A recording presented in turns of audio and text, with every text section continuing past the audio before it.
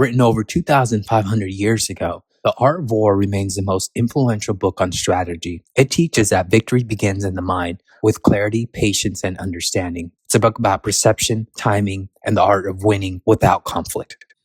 The Art of War by Sun Tzu, translated by Lionel Giles. Part 1. Laying Plans. Sun Tzu said, "The art of war is of vital importance to the state. It is a matter of life and death, a road either to safety or to ruin. Hence it is a subject of inquiry which can on no account be neglected. The art of war, then, is governed by 5 constant factors, to be taken into account in one's deliberations when seeking to determine the conditions obtaining in the field. These are 1. The moral law, 2. Heaven, 3. Earth, 4. The commander, 5. Method and discipline. The moral law causes the people to be in complete accord with their ruler, so that they will follow him regardless of their lives, undismayed by any danger. Heaven signifies night and day, cold and heat, times and seasons. Earth comprises distances, great and small, danger and security, open ground and narrow passes, the chances of life and death. The commander stands for the virtues of wisdom, sincerity, benevolence, courage, and strictness. By method and discipline are to be understood the marshalling of the army in its proper subdivisions, the graduations of rank among the officers, the maintenance of roads by which supplies may reach the army, and the control of military expenditure. These 5 heads should be familiar to every general. He who knows them will be victorious. He who knows them not will fail. Therefore, in your deliberations, when seeking to determine the military conditions, let them be made the basis of a comparison in this wise. 1. Which of the 2 sovereigns is imbued with the moral law? 2. Which of the 2 generals has most ability? 3. With whom lie the advantages derived from heaven and earth? 4. On which side is discipline most rigorously enforced? 5. Which army is stronger? 6. On which side are officers and men more highly trained? 7. In which army is there the greater constancy both in reward and punishment? By means of these 7 considerations, I can forecast victory or defeat. The general that hearkens to my counsel and acts upon it will conquer. Let such a one be retained in command. The general that hearkens not to my counsel nor acts upon it will suffer defeat. Let such a one be dismissed. While heeding the profit of my counsel, avail yourself also of any helpful circumstances over and beyond the ordinary rules. According as circumstances are favorable, one should modify one's plans. All warfare is based on deception. Hence, when able to attack, we must seem unable. When using our forces, we must seem inactive. When we are near, we must make the enemy believe we are far away. When far away, we must make him believe we are near. Hold out baits to entice the enemy, feign disorder, and crush him. If he is secure at all points, be prepared for him. If he is in superior strength, evade him. If your opponent is of choleric temper, seek to irritate him. Pretend to be weak, that he may grow arrogant. If he is taking his ease, give him no rest. If his forces are united, separate them. Attack him where he is unprepared. Appear where you are not expected. These military devices, leading to victory, must not be divulged beforehand. Now the general who wins a battle makes many calculations in his temple ere the battle is fought. The general who loses a battle makes but few calculations beforehand. Thus do many calculations lead to victory, and few calculations to defeat. How much more no calculation at all? It is by attention to this point that I can foresee who is likely to win or lose. End of Part 1. Part 2. Waging War. Sun Tzu said, "In the operations of war, Where there are in the field 1,000 swift chariots, as many heavy chariots, and 100,000 mail-clad soldiers, with provisions enough to carry them 1,000 li, the expenditure at home and at the front, including entertainment of guests, small items such as glue and paint, and sums spent on chariots and armor, will reach the total of 1,000 ounces of silver per day. Such is the cost of raising an army of 100,000 men. When you engage in actual fighting, if victory is long in coming, then men's weapons will grow dull and their ardor will be damped. If you lay siege to a town, you will exhaust your strength. Again, if the campaign is protracted, the resources of the state will not be equal to the strain. Now, when your weapons are dulled, your ardor damped, your strength exhausted, and your treasure spent, other chieftains will spring up to take advantage of your extremity. Then no man, however wise, will be able to avert the consequences that must ensue. Thus, though we have heard of stupid haste in war, cleverness has never been seen associated with long delays. There is no instance of a country having benefited from prolonged warfare. It is only one who is thoroughly acquainted with the evils of war that can thoroughly understand the profitable way of carrying it on. The skillful soldier does not raise a second levy. Neither are his supply wagons loaded more than twice. Bring war material with you from home, but forage on the enemy. Thus the army will have food enough for its needs. Poverty of the state exchequer causes an army to be maintained by contributions from a distance. Contributing to maintain an army at a distance causes the people to be impoverished. On the other hand, the proximity of an army causes prices to go up, and high prices cause the people's substance to be drained away. When their substance is drained away, the peasantry will be afflicted by heavy exactions. With this loss of substance and exhaustion of strength, the homes of the people will be stripped bare, and 3/10 of their income will be dissipated, while government expenses for broken chariots, worn-out horses, breastplates and helmets, bows and arrows, spears and shields, protective mantles, draft oxen, and heavy wagons will amount to 4/10 of its total revenue. Hence, a wise general makes a point of foraging on the enemy. 1 cartload of the enemy's provisions is equivalent to 20 of one's own, and likewise a single picul of his provender is equivalent to 20 from one's own store. Now, in order to kill the enemy, our men must be roused to anger.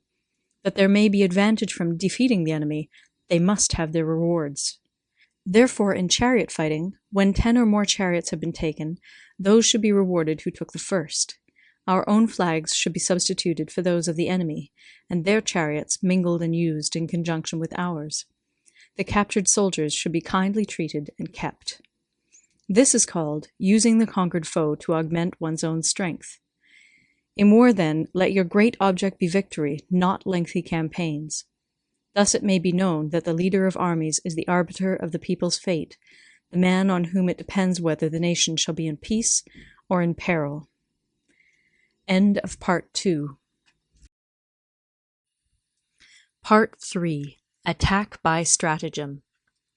Sun Tzu said, "In the practical art of war, the best thing of all is to take the enemy's country whole and intact. To shatter and destroy it is not so good. So, too, it is better to recapture an army entire than to destroy it, to capture a regiment, a detachment, or a company entire than to destroy them. Hence, to fight and conquer in all your battles is not supreme excellence. Supreme excellence consists in breaking the enemy's resistance without fighting. Thus, the highest form of generalship is to balk the enemy's plans. The next best is to prevent the junction of the enemy's forces. The next in order is to attack the enemy's army in the field. And the worst policy of all is to besiege walled cities. The rule is not to besiege walled cities if it can possibly be avoided. The preparation of mantlets, movable shelters, and various implements of war will take up 3 whole months, and the piling up of mounds against the walls will take 3 months more. The general, unable to control his irritation, will launch his men to the assault like swarming ants, with the result that 1/3 of his men are slain, while the town still remains untaken. Such are the disastrous effects of a siege. Therefore, the skillful leader subdues the enemy's troops without any fighting. He captures their cities without laying siege to them.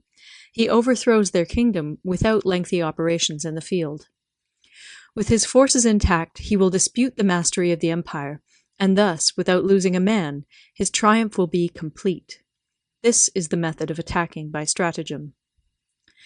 It is the rule in war, if our forces are 10 to the enemy's 1, to surround him; if 5 to 1, to attack him; if twice as numerous, to divide our army into 2. If equally matched, we can offer battle; if slightly inferior in numbers, we can avoid the enemy; if quite unequal in every way, we can flee from him. Hence, though an obstinate fight may be made by a small force, in the end it must be captured by the larger force. Now the general is the bulwark of the state. If the bulwark is complete at all points, the state will be strong; if the bulwark is defective, the state will be weak. There are 3 ways in which a ruler can bring misfortune upon his army. 1. By commanding the army to advance or to retreat, being ignorant of the fact that it cannot obey. This is called hobbling the army. 2. By attempting to govern an army in the same way as he administers a kingdom, being ignorant of the conditions which obtain in an army. This causes restlessness in the soldiers' minds. 3. By employing the officers of his army without discrimination through ignorance of the military principle of adaptation to circumstances. This shakes the confidence of the soldiers.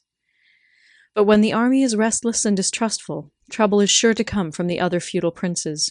This is simply bringing anarchy into the army and flinging victory away. Thus we may know that there are 5 essentials for victory. 1. He will win who knows when to fight and when not to fight. 2. He will win who knows how to handle both superior and inferior forces. 3. He will win whose army is animated by the same spirit throughout all its ranks. 4. He will win who, prepared himself, waits to take the enemy unprepared. 5. He will win who has military capacity and is not interfered with by the sovereign. Hence the saying, if you know the enemy and know yourself, you need not fear the result of 100 battles. If you know yourself, but not the enemy, for every victory gained you will also suffer a defeat. If you know neither the enemy nor yourself, you will succumb in every battle. End of Part 3. Part 4. Tactical Dispositions. Sun Tzu said, "The good fighters of old first put themselves beyond the possibility of defeat, and then waited for an opportunity of defeating the enemy. To secure ourselves against defeat lies in our own hands, but the opportunity of defeating the enemy is provided by the enemy himself.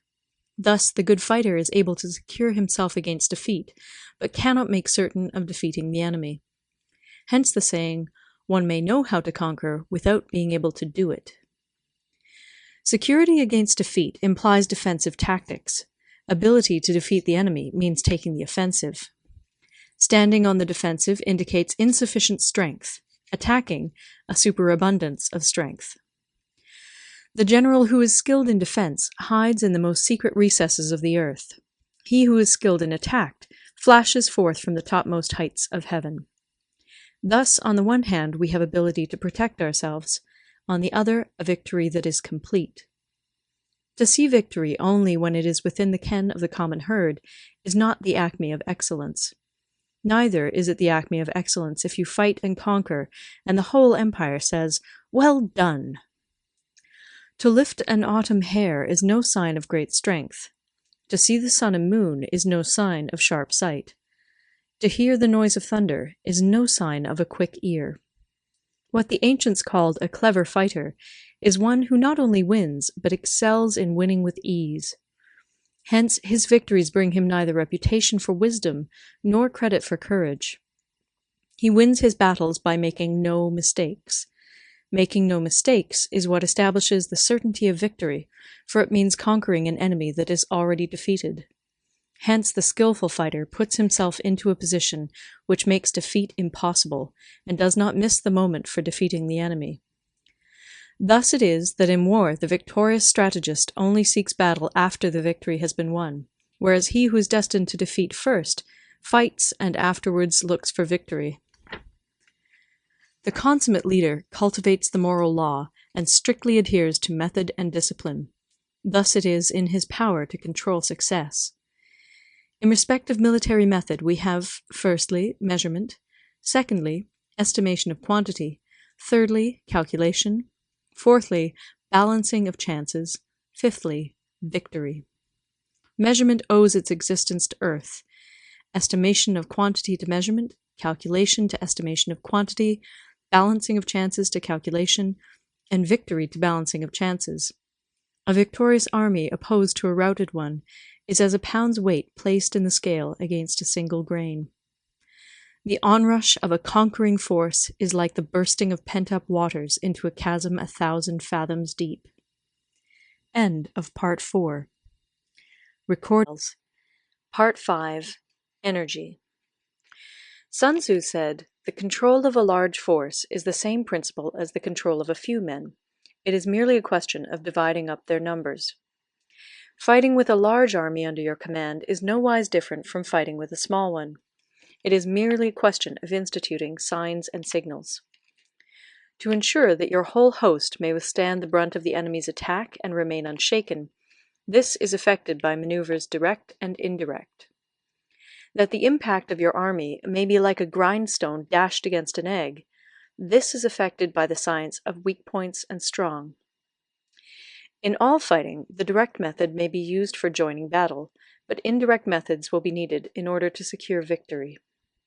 Indirect tactics, efficiently applied, are inexhaustible as heaven and earth, unending as the flow of rivers and streams. Like the sun and moon, they end but to begin anew. Like the 4 seasons, they pass away to return once more. There are not more than 5 musical notes, yet the combinations of these 5 give rise to more melodies than can ever be heard. There are not more than 5 primary colors, blue, yellow, red, white, and black, yet in combination they produce more hues than can ever be seen. There are not more than 5 cardinal tastes, sour, acrid, salt, sweet, bitter, yet combinations of them yield more flavors than can ever be tasted. In battle, there are not more than 2 methods of attack, the direct and the indirect, yet these 2 in combination give rise to an endless series of maneuvers. The direct and the indirect lead on to each other in turn. It is like moving in a circle; you never come to an end. Who can exhaust the possibilities of their combination? The onset of troops is like the rush of a torrent which will even roll stones along in its course. The quality of decision is like the well-timed swoop of a falcon, which enables it to strike and destroy its victim. Therefore, the good fighter will be terrible in his onset and prompt in his decision. Energy may be likened to the bending of a crossbow, decision to the releasing of a trigger. Amid the turmoil and tumult of battle, there may be seeming disorder, and yet no real disorder at all. Amid confusion and chaos, your array may be without head or tail, yet it will be proof against defeat.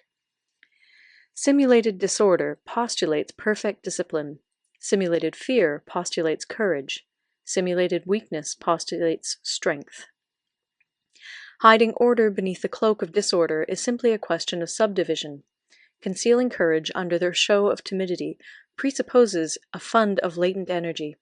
Masking strength with weakness is to be effected by tactical dispositions. Thus, one who is skillful at keeping the enemy on the move maintains deceitful appearances, according to which the enemy will act. He sacrifices something that the enemy may snatch at it. By holding out baits, he keeps him on the march. Then, with a body of picked men, he lies in wait for him. The clever combatant looks to the effect of combined energy, and does not require too much from individuals. Hence his ability to pick out the right men and utilize combined energy. When he utilizes combined energy, his fighting men become as it were like unto rolling logs or stones, for it is the nature of a log or stone to remain motionless on level ground, and to move when on a slope. If four-cornered, to come to a standstill, but if round-shaped, to go rolling down. Thus the energy developed by good fighting men is as the momentum of a round stone rolled down a mountain thousands of feet in height. So much on the subject of energy. End of Part 5. Part 6. Weak Points and Strong. Sun Tzu said, "Whoever is first in the field and awaits the coming of the enemy will be fresh for the fight." Whoever is second in the field and has to hasten to battle will arrive exhausted. Therefore, the clever combatant imposes his will on the enemy, but does not allow the enemy's will to be imposed on him.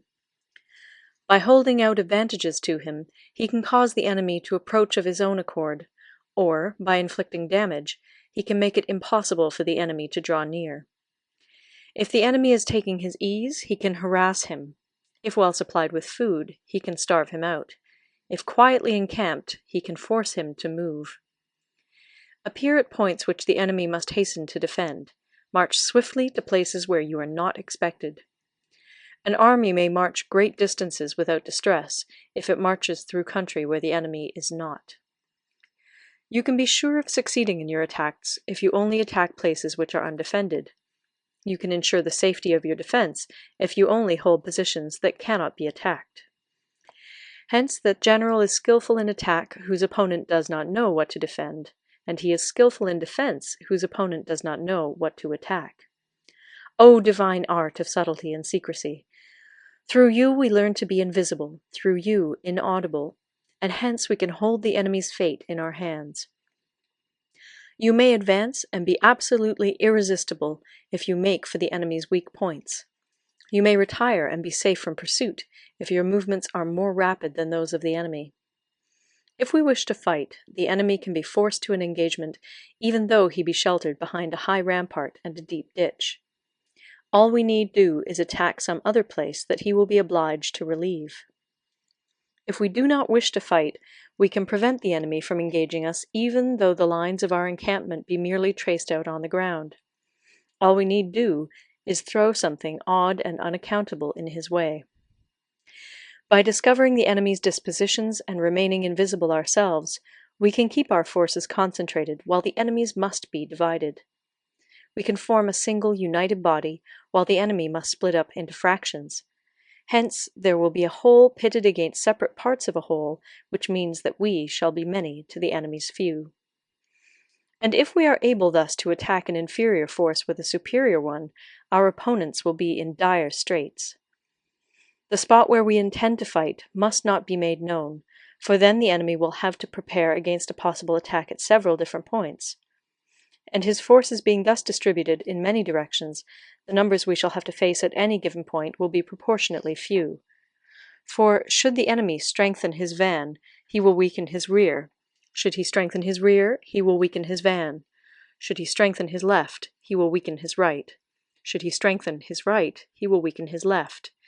If he sends reinforcements everywhere, he will everywhere be weak. Numerical weakness comes from having to prepare against possible attacks. Numerical strength from compelling our adversary to make these preparations against us. Knowing the place and the time of the coming battle, we may concentrate from the greatest distances in order to fight. But if neither time nor place be known, then the left wing will be impotent to succor the right equally impotent to succor the left, the van unable to relieve the rear, or the rear to support the van. How much more so if the furthest proportions of the army are anything under 100 li apart, and even the nearest are separated by several li. Though according to my estimate the soldiers of Yue exceed our own in number, that shall advantage them nothing in the matter of victory. I say then that victory can be achieved. Though the enemy be stronger in numbers, we may prevent him from fighting. Scheme so as to discover his plans and the likelihood of their success. Rouse him and learn the principle of his activity or inactivity. Force him to reveal himself so as to find out his vulnerable spots. Carefully compare the opposing army with your own, so that you may know where strength is superabundant and where it is deficient. In making tactical dispositions, the highest pitch you can attain is to conceal them. Conceal your dispositions, and you will be safe from the prying of the subtlest spies, from the machinations of the wisest brains. How victory may be produced for them out of the enemy's own tactics, that is what the multitude cannot comprehend. All men can see the tactics whereby I conquer, but what none can see is the strategy out of which victory is evolved. Do not repeat the tactics which have gained you one victory, but let your methods be regulated by the infinite variety of circumstances. Military tactics are like unto water, for water in its natural course runs away from high places and hastens downwards. So in war, the way is to avoid what is strong and to strike at what is weak. Water shapes its course according to the nature of the ground over which it flows. The soldier works out his victory in relation to the foe whom he is facing. Therefore, just as water retains no constant shape, in warfare there are no constant conditions. He who can modify his tactics in relation to his opponent and thereby succeed in winning may be called a heaven-born captain. The 5 elements, water, fire, wood, metal, earth, are not always equally predominant. The 4 seasons make way for each other in turn. There are short days and long. The moon has its periods of waning and waxing. End of Part 6. Part 7. Maneuvering. Sun Tzu said, "In war, the general receives his commands from the sovereign. Having collected an army and concentrated his forces, he must blend and harmonize the different elements thereof before pitching his camp. After that comes tactical maneuvering, than which there is nothing more difficult. The difficulty of tactical maneuvering consists in turning the devious into the direct, and misfortune into gain. Thus, to take a long and circuitous route, after enticing the enemy out of the way, and those starting after him, to contrive to reach the goal before him, shows knowledge of the artifice of deviation. Maneuvering with an army is advantageous, with an undisciplined multitude, most dangerous. If you set a fully equipped army in march in order to snatch an advantage, the chances are that you will be too late. On the other hand, to detach a flying column for the purpose involves the sacrifice of its baggage and stores. Thus, if you order your men to roll up their buff coats and make forced marches without halting day or night, covering double the usual distance at a stretch, doing 100 li in order to wrest an advantage, the leaders of all your 3 divisions will fall into the hands of the enemy.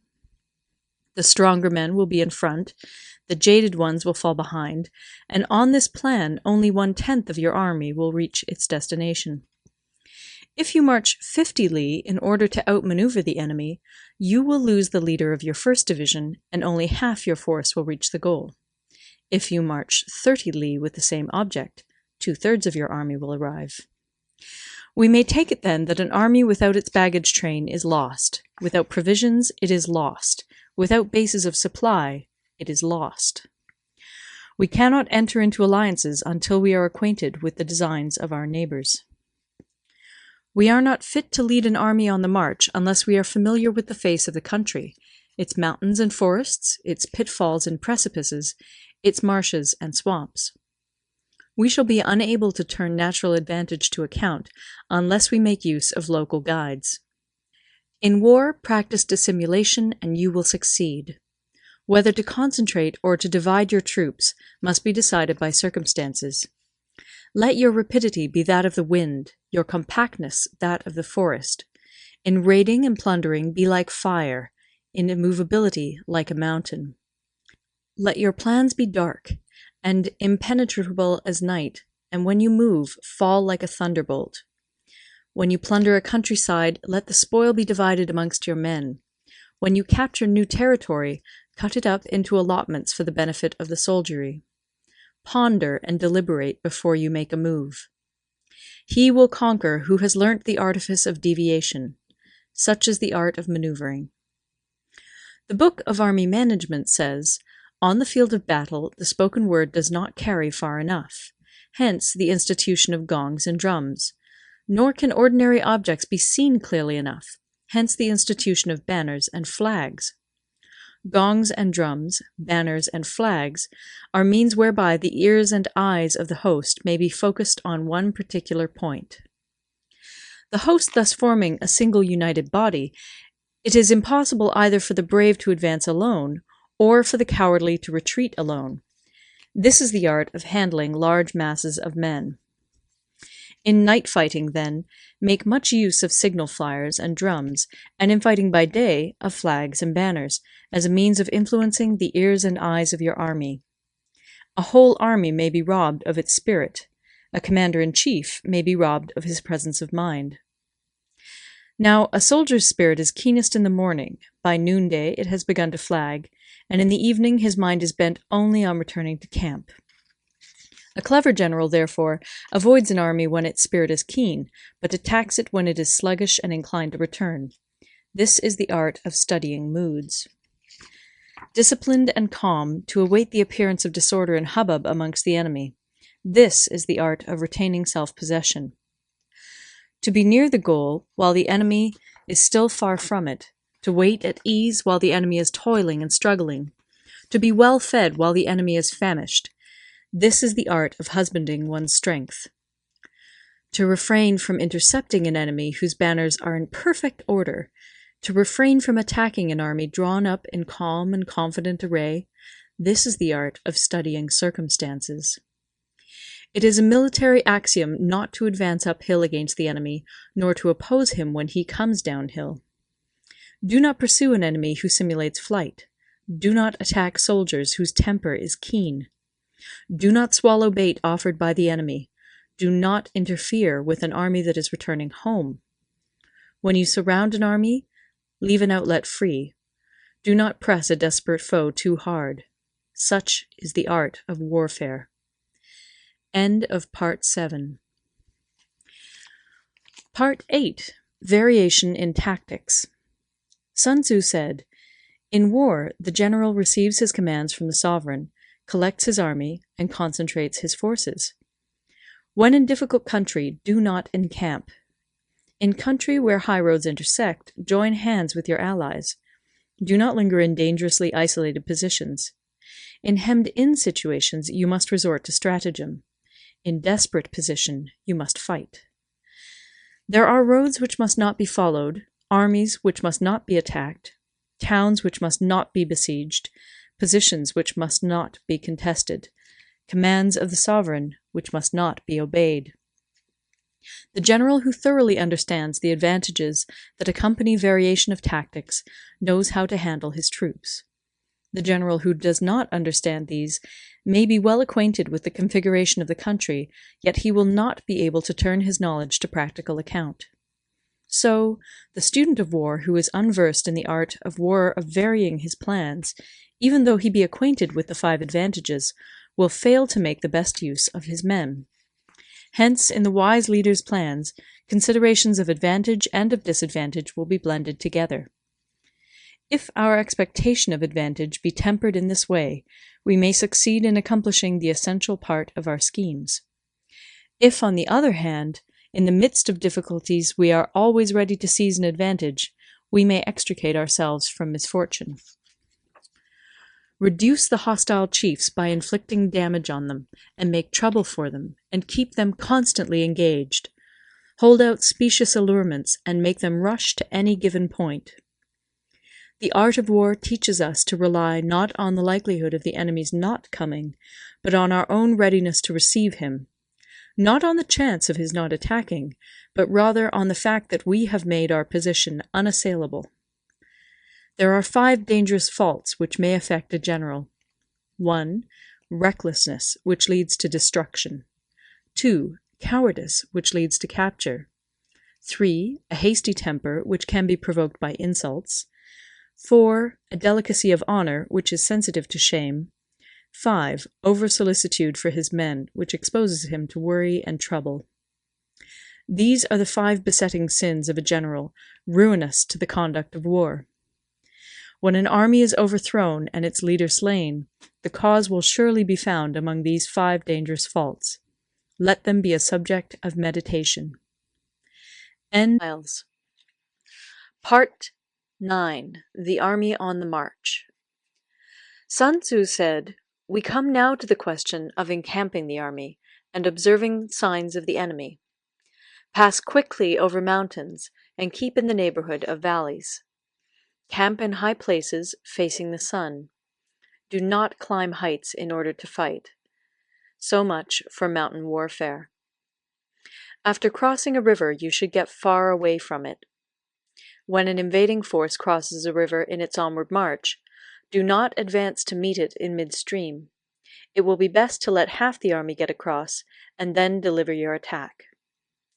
If you are anxious to fight, You should not go to meet the invader near a river which he has to cross. Moor your craft higher up than the enemy and facing the sun. Do not move upstream to meet the enemy. So much for river warfare. In crossing salt marshes, your sole concern should be to get over them quickly, without any delay. If forced to fight in a salt marsh, you should have water and grass near you and get your back to a clump of trees. So much for operations in salt marshes. In dry, level country, take up an easily accessible position with rising ground to your right and on your rear, so that the danger may be in front and safety lie behind. So much for campaigning in flat country. These are the 4 useful branches of military knowledge which enabled the Yellow Emperor to vanquish 4 several sovereigns. All armies prefer high ground to low, and sunny places to dark. If you are careful of your men and camp on hard ground, the army will be free from disease of every kind, and this will spell victory. When you come to a hill or a bank, occupy the sunny side, with the slope on your right rear. Thus you will at once act for the benefit of your soldiers, and utilize the natural advantages of the ground. When, in consequence of heavy rains up country, a river which you wish to ford is swollen and flecked with foam, you must wait until it subsides. Country in which there are precipitous cliffs with torrents running between, deep natural hollows, confined places, tangled thickets, quagmires, and crevasses should be left with all possible speed and not approached. While we keep away from such places, we should get the enemy to approach them. While we face them, we should let the enemy have them on his rear. If in the neighborhood of your camp there should be any hilly country, ponds surrounded by aquatic grass, hollow basins filled with reeds, or woods with thick undergrowth, they must be carefully routed out and searched, for these are places where men in ambush or insidious spies are likely to be lurking. When the enemy is close at hand and remains quiet, he is relying on the natural strength of his position. When he keeps aloof and tries to provoke a battle, he is anxious for the other side to advance. If his place of encampment is easy of access, he is tendering a bait. Movement amongst the trees of a forest shows that the enemy is advancing. The appearance of a number of screens in the midst of thick grass means that the enemy wants to make us suspicious. The rising of birds in their flight is the sign of an ambuscade. Startled beasts indicate that a sudden attack is coming. When there is dust rising in a high column, it is the sign of chariots advancing. When the dust is low, but spread over a wide area, it betokens the approach of infantry. When it branches out in different directions, it shows that parties have been sent to collect firewood. A few clouds of dust moving to and fro signify that the army is encamping. Humble words and increased preparations are signs that the enemy is about to advance. Violent language and driving forward as if to the attack are signs that he will retreat. When the light chariots come out first and take up a position on the wings, it is a sign that the enemy is forming for battle. Peace proposals unaccompanied by a sworn covenant indicate a plot. When there is much running about, and the soldiers fall into rank, it means that the critical moment has come. When some are seen advancing and some retreating, it is a lure. When the soldiers stand leaning on their spears, they are faint from want of food. If those who are sent to draw water begin by drinking themselves, the army is suffering from thirst. If the enemy sees an advantage to be gained and makes no effort to secure it, the soldiers are exhausted. If birds gather on any spot, it is unoccupied. Clamor by night betokens nervousness. If there is a disturbance in the camp, the general's authority is weak. If the banners and flags are shifted about, sedition is afoot. If the officers are angry, it means that the men are weary. When an army feeds its horses with grain and kills its cattle for food, and when the men do not hang their cooking pots over the campfires, showing that they will not return to their tents, you may know that they are determined to fight to the death. The sight of men whispering together in small knots, or speaking in subdued tones, points to disaffection amongst the rank and file. Too frequent rewards signify that the enemy is at the end of his resources. Too many punishments betray a condition of dire distress. To begin by bluster, but afterwards to take fright at the enemy's numbers, shows a supreme lack of intelligence. When envoys are sent with compliments in their mouths, it is a sign that the enemy wishes for a truce. If the enemy's troops march up angrily and remain facing ours for a long time without either joining battle or taking themselves off again, the situation is one that demands great vigilance and circumspection. If our troops are no more in number than the enemy, that is amply sufficient. It only means that no direct attack can be made. What we can do is simply to concentrate all our available strength, keep a close watch on the enemy, and obtain reinforcements. He who exercises no forethought, but makes light of his opponents, is sure to be captured by them. If soldiers are punished before they have grown attached to you, they will not prove submissive. And, unless submissive, they will be practically useless. If, when the soldiers have become attached to you, punishments are not enforced, they will still be useless. Therefore, soldiers must be treated in the first instance with humanity, but kept under control by means of iron discipline. This is a certain road to victory. If in training soldiers commands are habitually enforced, the army will be well disciplined. If not, its discipline will be bad. If a general shows confidence in his men, but always insists on his orders being obeyed, the gain will be mutual. End of Part 9. Part 10. Terrain. Sun Tzu said, we may distinguish 6 kinds of terrain, to wit, 1. Accessible ground, 2. Entangling ground, 3. Temporizing ground, 4. Narrow passes, 5. Precipitous heights, 6. Positions at a great distance from the enemy. Ground which can be freely traversed by both sides is called accessible. With regard to ground of this nature, be before the enemy in occupying the raised and sunny spots, and carefully guard your line of supplies. Then you will be able to fight with advantage. Ground which can be abandoned but is hard to reoccupy is called entangling. From a position of this sort, if the enemy is unprepared, you may sally forth and defeat him.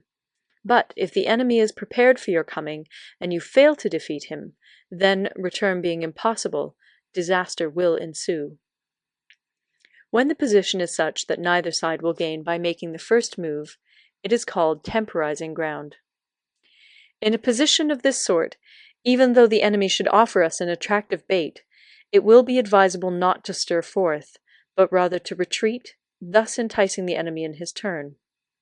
Then, when part of his army has come out, we may deliver our attack with advantage. With regard to narrow passes, if you can occupy them first, let them be strongly garrisoned and await the advent of the enemy.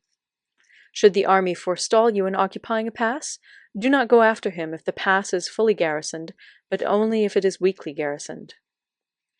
With regard to precipitous heights, if you are beforehand with your adversary, you should occupy the raised and sunny spots, and there wait for him to come up.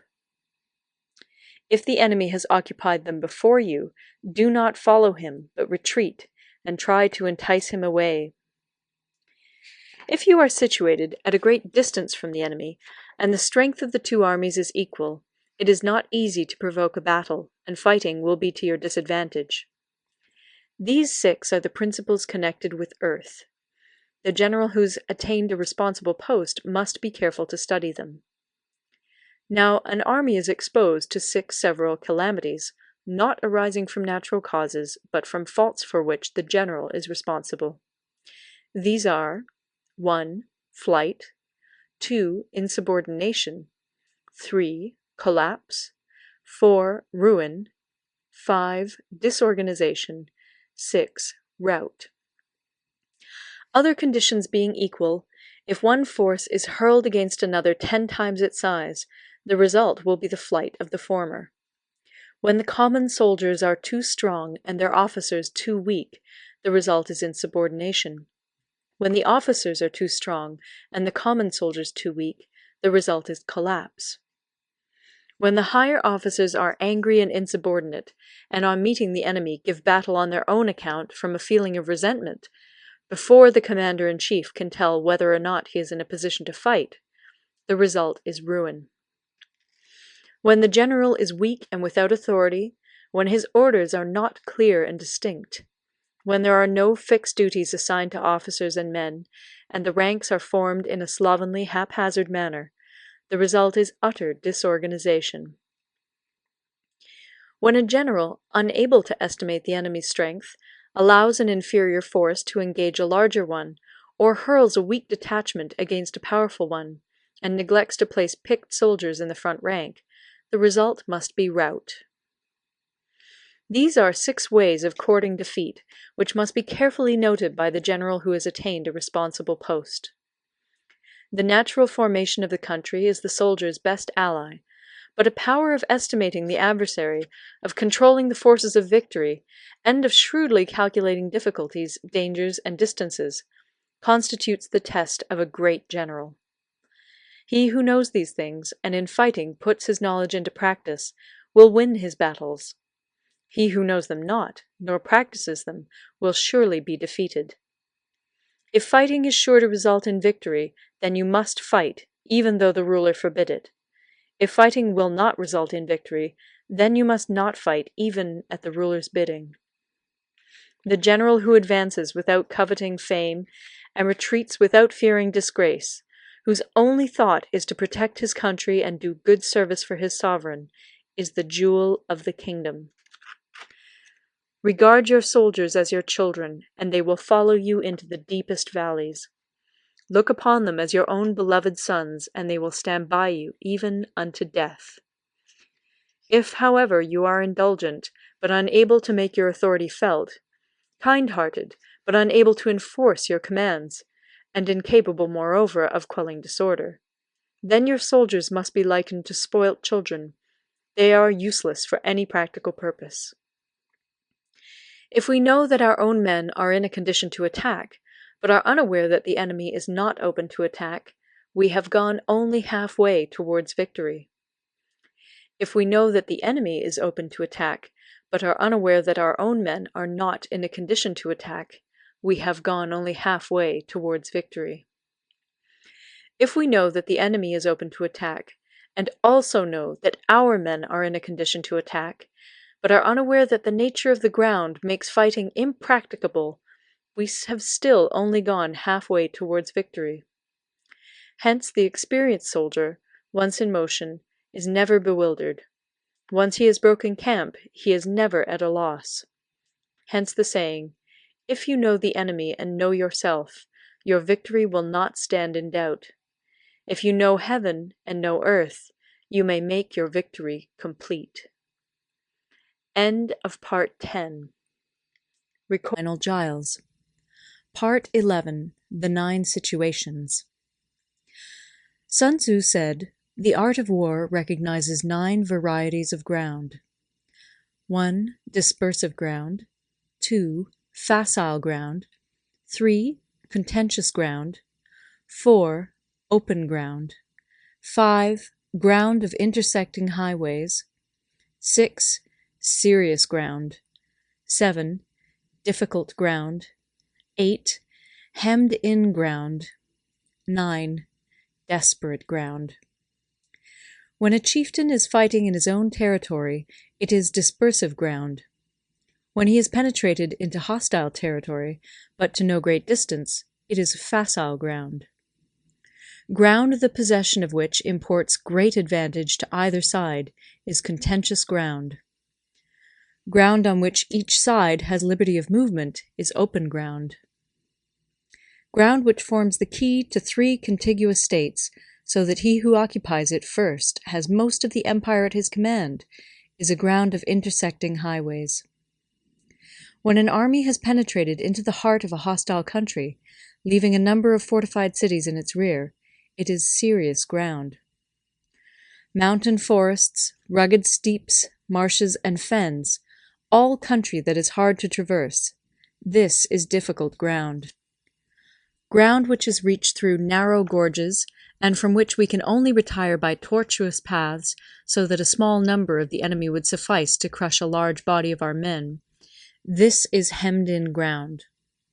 Ground on which we can only be saved from destruction by fighting without delay is desperate ground. On dispersive ground, therefore, fight not. On facile ground, halt not. On contentious ground, attack not. On open ground, do not try to block the enemy's way. On the ground of intersecting highways, join hands with your allies. On serious ground, gather in plunder. In difficult ground, keep steadily on the march. On hemmed-in ground, resort to stratagem. On desperate ground, fight. Those who were called skillful leaders of old knew how to drive a wedge between the enemy's front and rear, to prevent cooperation between his large and small divisions, to hinder the good troops from rescuing the bad, the officers from rallying their men. When the enemy's men were united, they managed to keep them in disorder. When it was to their advantage, they made a forward move. When otherwise, they stopped still. If asked how to cope with a great host of the enemy in orderly array, and on the point of marching to the attack, I should say, begin by seizing something which your opponent holds dear. Then he will be amenable to your will. Rapidity is the essence of war. Take advantage of the enemy's unreadiness. Make your way by unexpected routes, and attack unguarded spots. The following are the principles to be observed by an invading force. The further you penetrate into a country, the greater will be the solidarity of your troops, and thus the defenders will not prevail against you. Make forays in fertile country in order to supply your army with food. Carefully study the well-being of your men, and do not overtax them. Concentrate your energy and hoard your strength. Keep your army continually on the move, and devise unfathomable plans. Throw your soldiers into positions whence there is no escape, and they will prefer death to flight. If they will face death, there is nothing they may not achieve. Officers and men alike will put forth their uttermost strength. Soldiers, when in desperate straits, lose the sense of fear. If there is no place of refuge, they will stand firm. If they are in hostile country, they will show a stubborn front. If there is no help for it, they will fight hard. Thus, without waiting to be marshaled, the soldiers will be constantly on the qui-vive. Without waiting to be asked, they will do your will. Without restrictions, they will be faithful. Without giving orders, they can be trusted. Prohibit the taking of omens, and do away with superstitious doubts. Then, until death itself comes, no calamity need be feared. If our soldiers are not overburdened with money, it is not because they have a distaste for riches. If their lives are not unduly long, it is not because they are disinclined to longevity. On the day they are ordered out to battle, your soldiers may weep, those sitting up bedewing their garments, and those lying down, letting the tears run down their cheeks. But let them once be brought to bay, and they will display the courage of a Chu or a Kui. The skillful tactician may be likened to the Shuai-jan. Now, the Shuai-jan is a snake that is found in the Ch'ung Mountains. Strike at its head, and you will be attacked by its tail. Strike at its tail, and you will be attacked by its head. Strike at the middle, and you will be attacked by head and tail both. Asked if an army can be made to imitate the Shuai-jan, I should answer yes. For the men of Wu and the men of Yue are enemies. Yet if they are crossing a river in the same boat and are caught by a storm, they will come to each other's assistance, just as the left hand helps the right. Hence, it is not enough to put one's trust in the tethering of horses and the burying of chariot wheels in the ground. The principle on which to manage an army is to set up one standard of courage, which all must reach. How to make the best of both strong and weak, that is a question involving the proper use of ground. Thus, the skillful general conducts his army just as though he were leading a single man, willy-nilly, by the hand. It is the business of a general to be quiet and thus ensure secrecy, upright and just, and thus maintain order. He must be able to mystify his officers and men by false reports and appearances, and thus keep them in total ignorance. By altering his arrangements and changing his plans, he keeps the enemy without definite knowledge. By shifting his camp and taking circuitous routes, he prevents the enemy from anticipating his purpose. At the critical moment, the leader of an army acts like one who has climbed up a height and then kicks away the ladder behind him. He carries his men deep into hostile territory before he shows his hand. He burns his boats and breaks his cooking pots. Like a shepherd driving a flock of sheep, he drives his men this way and that, and nothing knows whither he is going. To muster his host and bring it into danger, this may be termed the business of the general. The different measures suited to the 9 varieties of ground, the expediency of aggressive or defensive tactics, and the fundamental laws of human nature, these are things that must most certainly be studied. When invading hostile territory, the general principle is that penetrating deeply brings cohesion.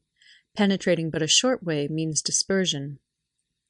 When you leave your own country behind and take your army across neighborhood territory, you find yourself on critical ground. When there are means of communication on all 4 sides, the ground is one of intersecting highways. When you penetrate deeply into a country, it is serious ground. When you penetrate but a little way, it is facile ground. When you have the enemy's strongholds on your rear and narrow passes in front, it is hemmed-in ground. When there is no place of refuge at all, it is desperate ground. Therefore, on dispersive ground, I would inspire my men with unity of purpose. On facile ground, I would see that there is close connection between all parts of my army. On contentious ground, I would hurry up my rear. On open ground, I would keep a vigilant eye on my defenses.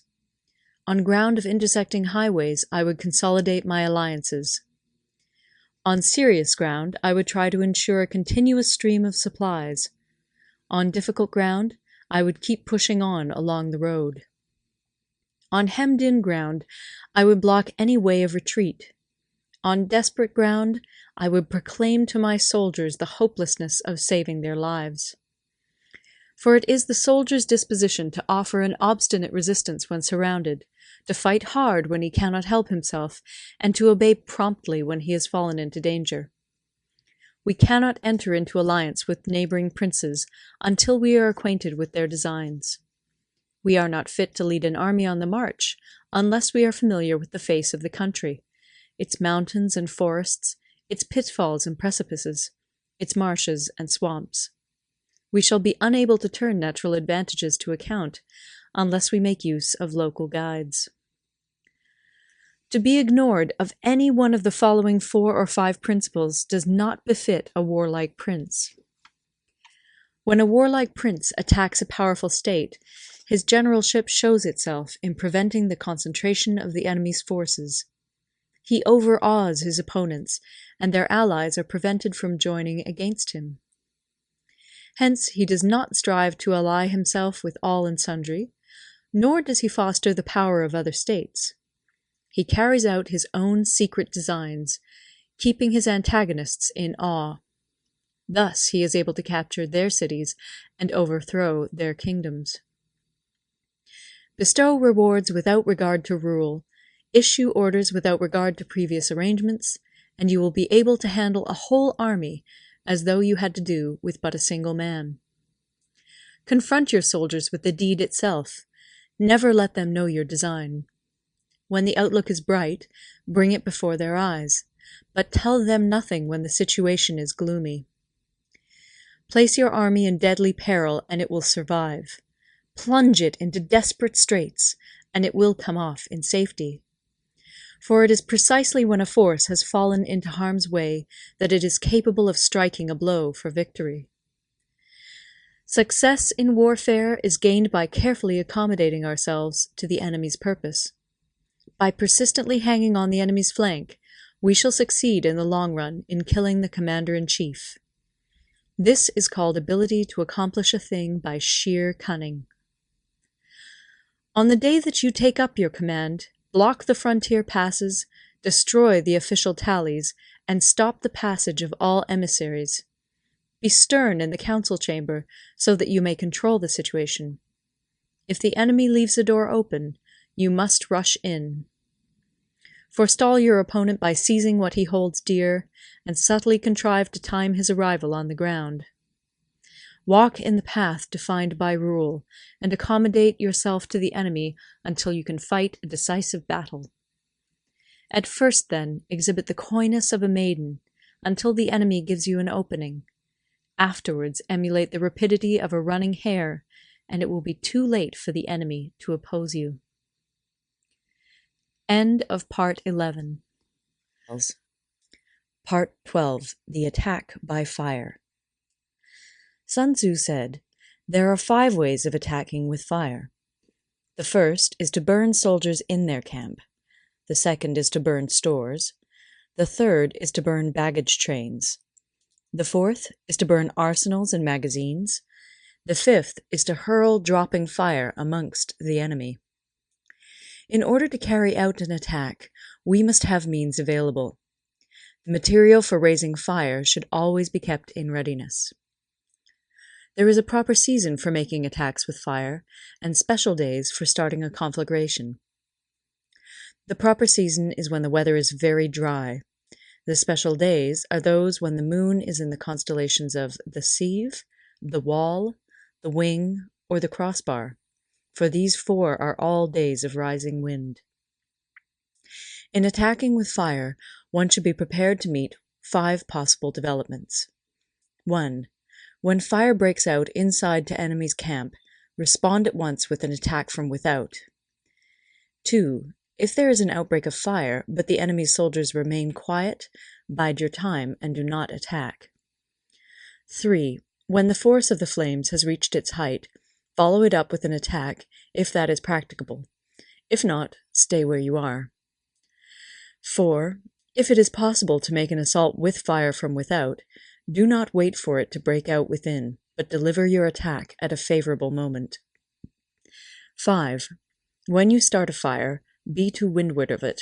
Do not attack from the leeward. A wind that rises in the daytime lasts long, but a night breeze soon falls. In every army, the 5 developments connected with fire must be known, the movements of the stars calculated, and a watch kept for the proper days. Hence, those who use fire as an aid to the attack show intelligence. Those who use water as an aid to the attack gain an accession of strength. By means of water, an enemy may be intercepted, but not robbed of all his belongings. Unhappy is the fate of one who tries to win his battles and succeed in his attacks without cultivating the spirit of enterprise, for the result is a waste of time and general stagnation. Hence the saying, "The enlightened ruler lays his plans well ahead. The good general cultivates his resources." Move not unless you see an advantage. Use not your troops unless there is something to be gained. Fight not unless the position is critical. No ruler should put troops into the field merely to gratify his own spleen. No general should fight a battle simply out of pique. If it is to your advantage, make a forward move. If not, stay where you are. Anger may in time change to gladness. Vexation may be succeeded by content. But a kingdom that has once been destroyed can never come again into being, nor can the dead ever be brought back to life. Hence the enlightened ruler is heedful, and the good general full of caution. This is the way to keep a country at peace and an army intact. End of Part 12. Part 13. The Use of Spies. Sun Tzu said, "Raising a host of 100,000 men and marching them great distances entails heavy loss on the people and a drain on the resources of the state. The daily expenditure will amount to 1,000 ounces of silver. There will be commotion at home and abroad, and men will drop down exhausted on the highways. As many as 700,000 families will be impeded in their labor. Hostile armies may feast each other for years, striving for the victory which is decided in a single day. This being so, to remain in ignorance of the enemy's conditions simply because one grudges the outlay of 100 ounces of silver in honors and emoluments is the height of inhumanity. One who acts thus is no leader of men, no present help to his sovereign, no master of victory. Thus, what enables the wise sovereign and the good general to strike and conquer and achieve things beyond the reach of ordinary men is foreknowledge. Now, this foreknowledge cannot be elicited from spirits. It cannot be obtained inductively from experience, nor by any deductive calculation. Knowledge of the enemy's dispositions can only be obtained from other men. Hence the use of spies, of whom there are 5 classes. 1. Local spies. 2. Inward spies. 3. Converted spies. 4. Doomed spies. 5. Surviving spies. When these 5 kinds of spy are all at work, none can discover the secret system. This is called divine manipulation of the threads. It is the sovereign's most precious faculty. Having local spies means employing the services of the inhabitants of a district. Having inward spies, making use of officials of the enemy. Having converted spies, getting hold of the enemy's spies and using them for our own purposes. Having doomed spies, doing certain things openly for purposes of deception, and allowing our spies to know of them and report them to the enemy. Surviving spies, finally, are those who bring back news from the enemy's camp. Hence it is that none in the whole army are more intimate relations to be maintained than with spies. None should be more liberally rewarded. In no other business should greater secrecy be preserved. Spies cannot be usefully employed without a certain intuitive sagacity. They cannot be properly managed without benevolence and straightforwardness. Without subtle ingenuity of mind, one cannot make certain of the truth of their reports.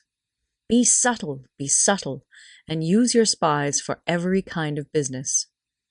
If a secret piece of news is divulged by a spy before the time is ripe, he must be put to death together with the man to whom the secret was told.